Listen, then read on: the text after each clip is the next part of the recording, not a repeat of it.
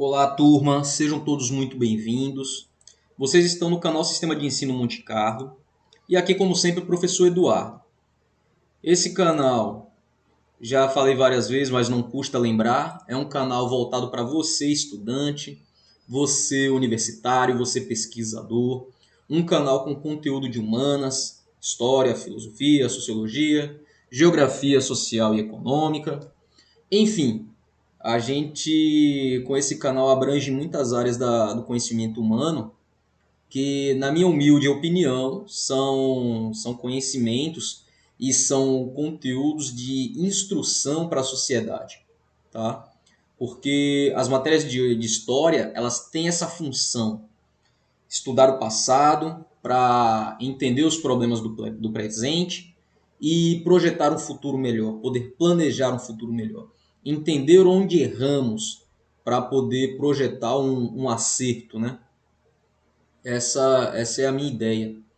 E pela ampliação do senso crítico, talvez por isso as matérias de humanas no âmbito acadêmico e escolar sejam tão negligenciadas, né? Mas então, turma, depois do momento desabafo, vamos dar continuidade ao nosso módulo de história, tá? Período antigo. E hoje nós vamos falar sobre o fim da República Romana. Nós estamos nesse assunto, Roma, e hoje nós vamos falar sobre o fim da República, né? E como se deu isso. Então, gente, como todo fim, ele parte do princípio de crise, tá? Então a república ela entra em crise. E essa crise ela está originada, por mais que seja absurdo, nas conquistas territoriais. Lembre-se que nos vídeos anteriores eu tenho falado sobre a expansão romana, né? Que Roma expandiu o território, conquistando os territórios vizinhos a ponto de dominar o Mediterrâneo, tá? Então foi justamente essas conquistas territoriais que vão gerar a crise da República. Porque quanto mais território, ou propriamente dizendo as conquistas, né, territoriais, possibilitaram o acúmulo de muitas riquezas, mas também resultaram no aumento do número de pobres nas cidades e nos campos. A Roma se tornou rica, mas, em consequente, o número de pobres aumentou. Por que isso?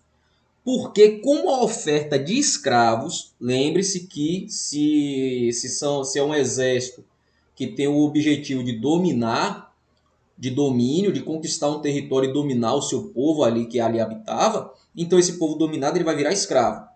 É a primeira ponta da equação. Então, com a grande oferta de escravos, né, na Península Itálica e na Sicília, o número de plebeus desempregados cresceu. E nas cidades, um ambiente caótico de criminalidade, fome e doença revelava a outra face da prosperidade romana. Então, se a oferta de escravos é a ponta da equação, a outra ponta é a seguinte: se tem escravo para trabalhar, por que é que eu vou pagar uma pessoa para fazer um serviço que um escravo faz de graça?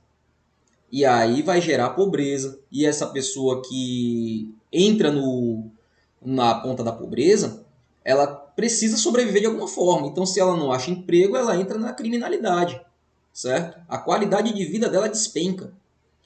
E nesse cenário, somente os patrícios e alguns plebeus enriqueceram. Eu havia falado também no vídeo anterior sobre a má distribuição da renda. Tá? Essa renda não chegou para o trabalhador, ficou no meio da elite. E os pequenos agricultores, por sua vez, ficaram cada vez mais pobres, porque quando eles retornavam das guerras de conquista, encontravam suas propriedades tomadas.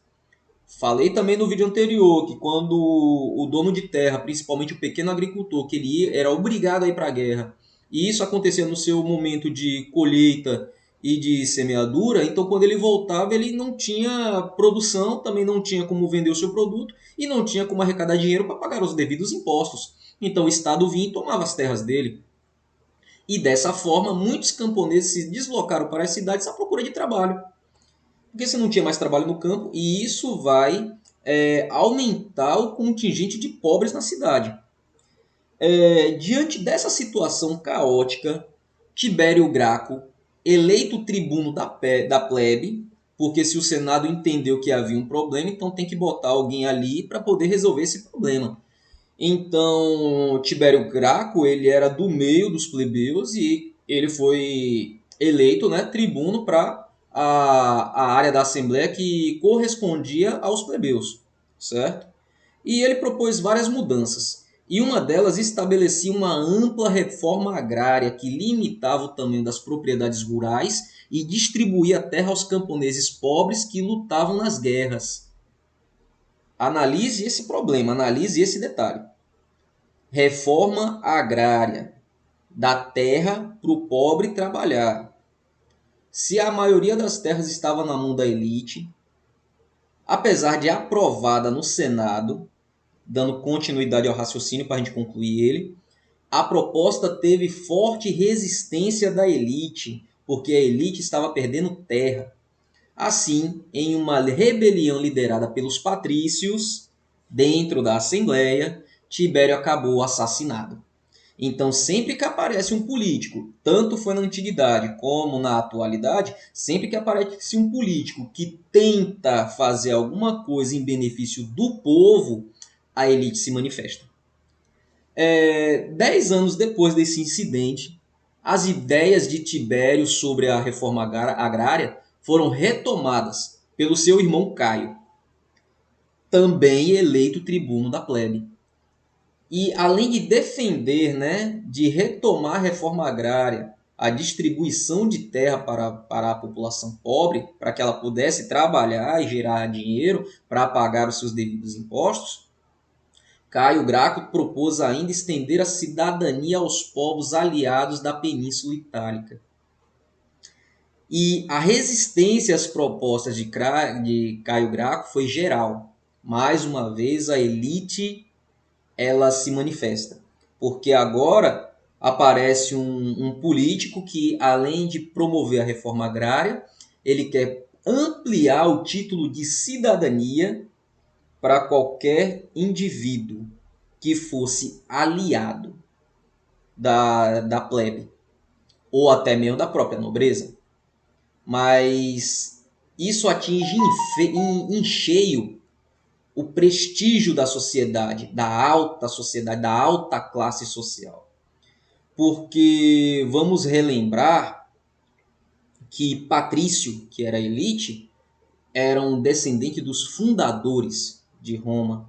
Então ele não iria aceitar que uma pessoa qualquer, com uma história qualquer, chegasse de repente com o título de cidadão. Então, temendo ser assassinado, assim como assassinado foi o seu irmão, pelos seus inimigos, né? Ele determinou que um escravo matasse. Era melhor que um escravo matasse do que ele cair na mão dos seus adversários.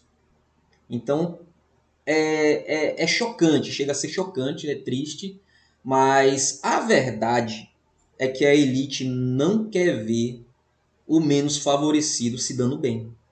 Eles preferem, eles precisam, a verdade é a palavra certa é essa, eles precisam que o pobre, o trabalhador, o assalariado, ele não prospere, ele não ascenda socialmente, para que ele sempre exista como massa de manobra da elite. E principalmente essa elite que está enganjada dentro das transições políticas, os formadores de opinião, né, os formadores de leis em benefícios da elite. Então eles não aceitam quando um pobre, por assim dizer, ele ascende socialmente e ele passa a ter acesso à política, que ele vai desfrutar dos mesmos direitos que ele quanto político e elite social. Tá? O próximo tópico são os triunviratos e a transição de república para império. Tá? Com as constantes guerras de conquista, né, que estavam a acontecer em Roma, mesmo com essas conquistas causando crise, mas é uma crise, entenda, é uma crise que não atinge a classe baixa. Ela não atinge a elite, ela atinge a classe baixa, tá? Então por isso as guerras de conquista elas prosseguem, porque para resolver esse problema, bastava parar a expansão para cuidado social. Mas se a elite está se dando bem, né, com as expansões, então prosseguiram-se com elas. E nesse cenário, o exército romano se fortaleceu politicamente e profissionalizou-se. Até o século II a.C., pequenos proprietários rurais e trabalhadores das cidades eram convocados para combater nas guerras. Tá? Não era só o pobre, mas proprietários rurais. Por isso que eles tinham. Havia momentos que eles perdiam suas terras, né? Porque deixavam de cuidar dos seus afazeres para participar das batalhas. Uma batalha que, né, não ia beneficiar ele em nada, né? Ele não sairia ganhando, mas sairia perdendo. Mas como era um ato de obrigação ele servir, então ele acabava indo. E ao regressar das batalhas, retomava suas antigas ocupações, tá? E como a indisciplina e as deserções eram altas, porque estava todo mundo insatisfeito, né? As autoridades romanas decidiram profissionalizar o exército. Com isso, os soldados passaram a se alistar de maneira voluntária e a receber um salário. Porque o cara, quando ele entrava no exército romano, ele não tinha um salário, ele não tinha um soldo. Ele teria algum ganho na partilha da pilhagem, né? Aquele soldo de guerra, aqueles objetos tomados do inimigo, né? Que é chamado de espólio. Então era aquilo que ele ganhava. Ele não tinha um salário estipulado. Mas a partir dessa reforma ele passa a ter, porque agora o soldado ele se profissionalizou. Ser soldado agora é uma profissão. Os novos soldados eram mais ligados a seus generais, pois deles recebiam, além de seus salários, né, recebiam terras, escravos e os objetos saqueados. Nesse cenário, líderes militares começaram a ganhar prestígio e poder político. Então, esses, entre aspas, presentes que passam a ser dados é para manter o soldado motivado e disciplinado. Na Gália, por exemplo, destacou-se o general Júlio César. Com grande popularidade, ele soube manipular a situação para criar o primeiro triunvirato. E o triunvirato era o seguinte, era um acordo. Era um acordo entre três generais, por isso o nome triunvirato. Então, três corpos militares, cada pelotão com o seu general, então eles tinham um acordo. E esse acordo entre eles era um acordo de comprometimento a auxiliar mutuamente um ao outro para monopolizar o poder em Roma e nos territórios conquistados. Na prática isso era o seguinte: cada grupo, cada corpo militar com o seu general iria ocupar três áreas diferentes numa investida. Supondo que